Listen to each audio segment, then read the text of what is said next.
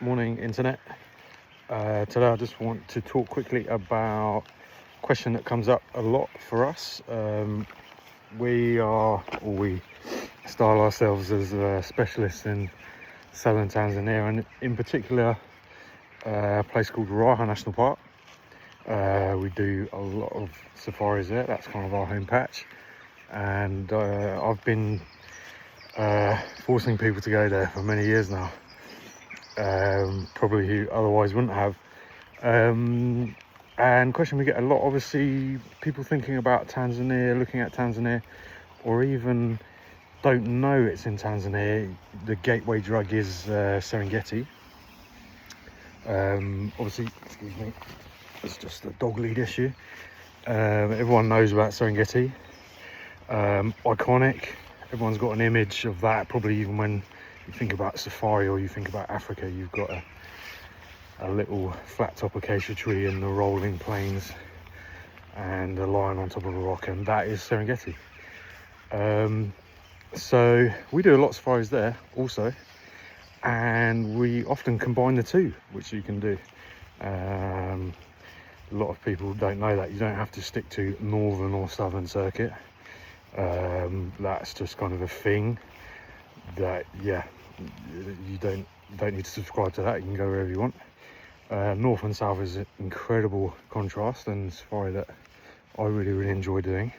So yeah, what's the difference? What's it all about? Serengeti, it is very open savanna ecosystem, and of course, because of the grassland ecosystem, let's sort of keep this brief, it supports one of the densest and most incredible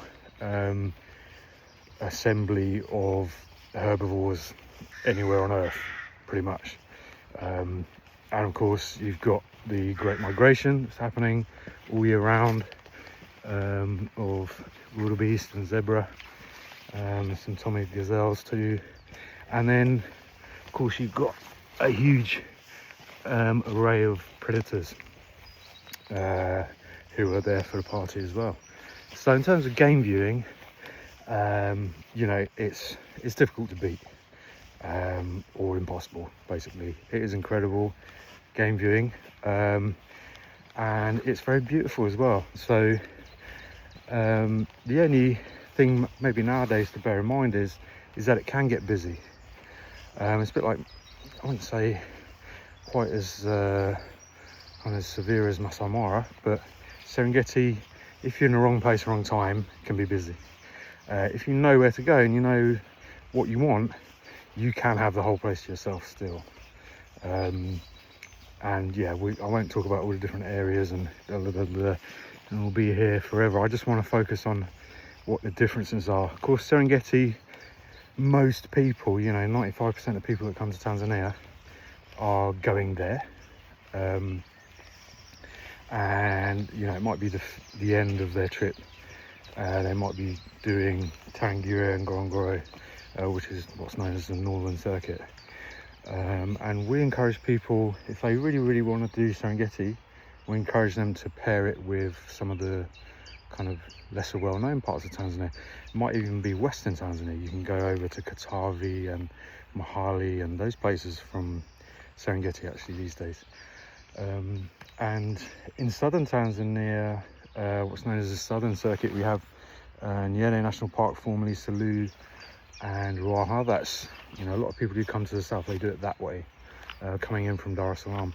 But if you really want to do Serengeti, and I really encourage that, you might start in Arusha, go to Serengeti, and then you can fly south. Bit tricky these days because there's not so many flights and there's inducement seats, and but we'll get into that. And Ruaha, the main difference is there's nobody there, and that's really important for a lot of people out there. If another one of these myths that you find online is, I don't know if that little pause thing works. Another one of these myths you find is that, or sort of common things that people say, is that Southern Tanzania is for people that have been on safari before. I don't believe that at all. I take people to Southern Tanzania who've never been on safari. I don't think you have to go to Serengeti, or that if you're a first timer you have to go to Serengeti. That's rubbish. Southern Tanzania and Ruaha especially has everything to offer. So yeah, number one, there's no one there, so it's just an absolute fraction of the people that are coming to Serengeti, and I mean really a fraction. Just very, very few people. And if you go there in the off season, again, I mean, yeah, you're just going to drive all day and not see anybody. There's not going to be anybody in the camps barely. So that can be super rewarding in terms of, you know, if you're someone that's you really wanting that wilderness experience. Okay, so Southern Tanzania really represents one of the great kind of safari wildernesses that we have left, where you really get that feeling of being out there. And that's important, because that's, you know, if you're anything like me, that's something that you really value and something that you're going for on a safari. And then you know, the landscape is very different. It's super dry, rocky, hilly. The color tone is, you know, brown at the end of the dry season. It's not actually as dusty as Serengeti. Yellows, and yeah, so quite kind of rugged, and the dry season is quite brutal, but then the green season is just wonderful. You know, some people call it the emerald season, and I really feel that in Ruaha it's a fabulous time of year, and then obviously there's water in the rivers and all that. Anyway, so yeah, very different landscape. The wildlife, Ruaha is home to much more elephants than Serengeti. Much more, yeah, so much better for seeing elephants, bigger herds of buffalo, and some different species, because you're pushing into kind of southern African wildlife there in terms of who's around. So you know, you get more greater kudu, lesser kudu, even a chance for things like roan, sable. Wild dogs in recent years have been excellent in Ruaha. Some of the lion habitats, pride territories have kind of split up. Fantastic lion population. People throw the 10% of Africa's lions number around a little bit. You know, it's hard to know whether that's true, but I've never been to Ruaha and not seen a lot of lions. And yeah, and great leopard too. So on its day, Ruaha is going to match anywhere for sightings. On another day, you've got to work a bit harder. It's not as easy as Serengeti, but then, you know, the thrill is in the chase, as it were.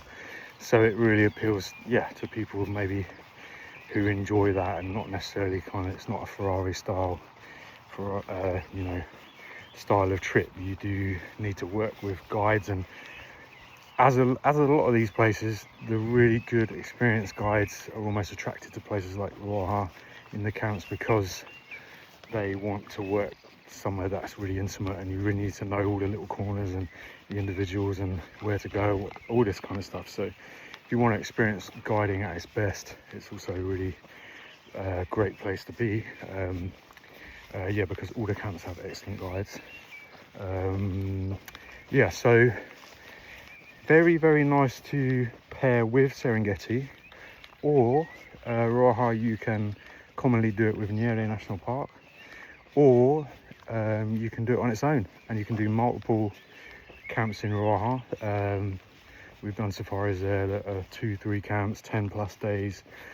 We're doing a safari at the moment called the Great Ruaha River Walk, walking from Jongamero, and then fly camping with Kichaka all the way up to their main camp, Zambua, which is kind of in the northeast, at the far end of Ruaha River, inside the national park anyway.